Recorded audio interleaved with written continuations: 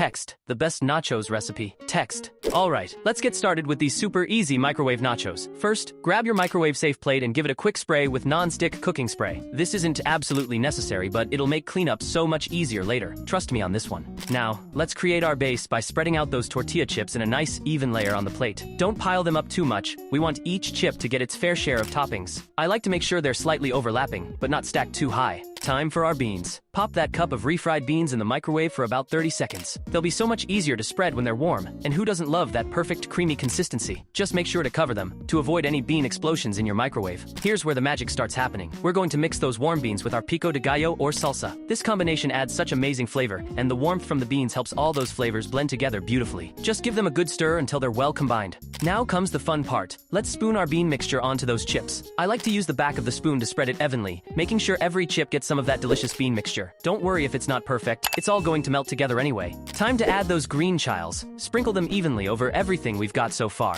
These little guys pack quite a punch of flavor, and they're going to add that perfect kick to our nachos. If you're feeling spicy, this is also when you'd add those optional jalapeños. Let's get cheesy. Grab that shredded Mexican blend and sprinkle it generously over everything. Make sure you're getting good coverage. We want that perfect cheese pull when we dig in. Remember, when it comes to nachos, there's no such thing as too much cheese. Now for the moment of truth. Pop that plate in the microwave for about a minute to a minute and a half. Keep an eye on it through the window. We're looking for that cheese to get all melty and gooey. You'll know it's ready when most of the cheese has melted and is starting to bubble slightly. Last but definitely not least, it's time to dress these beauties up. Add generous dollops of sour cream and guacamole, and throw on some extra pico de gallo for good measure. These toppings not only make the nachos look amazing, but also add that perfect, cool, creamy contrast to all those warm layers underneath. It's time to enjoy. Subscribe to catch more delicious recipes.